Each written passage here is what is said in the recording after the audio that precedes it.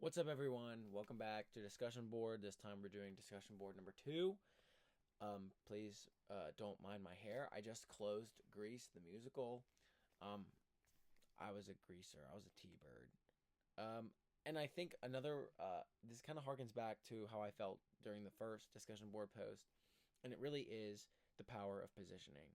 The power of positioning truly is proving to be the biggest consideration that these companies seem to take into account. And I think that is very true because now that we live in such a social culture with social media and everything, we can't solely rely on direct communication between the brand and the customer.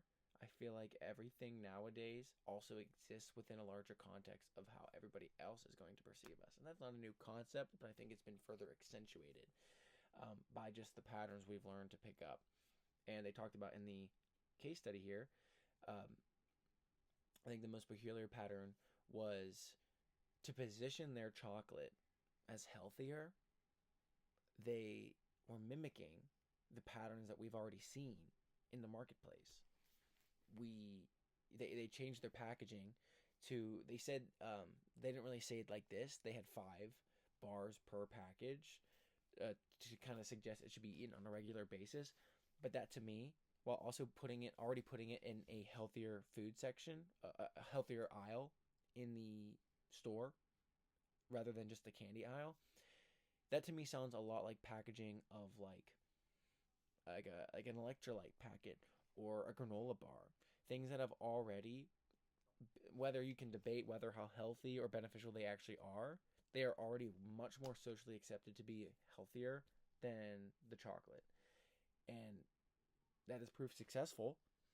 And really, uh, you can put these health benefits on the box, but even like the Kellogg's sugary cereals claim to have certain health benefits. And it just being going that extra step further and having that success because you've taken into account public perception and really, again, the power of positioning is really what I'm buying into right now.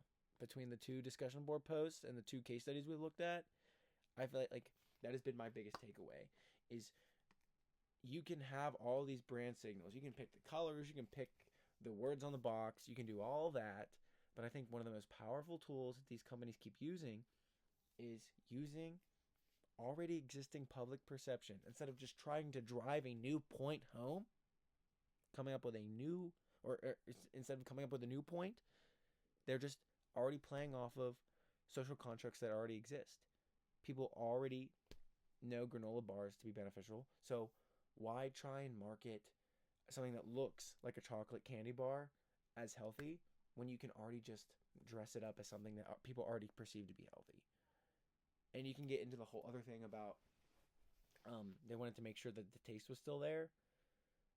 The common consumer is not going to care how you did that, in my opinion, as long as it still tastes the same. And they say it's still healthy, and they're going to feel better about eating it too when it seems to them healthier, and it has a different color scheme, different font even, and especially that granola bar packaging. Again, power of positioning is my biggest takeaway. And if I was a brand, that's what I'd look into. Power of positioning. P-O-P.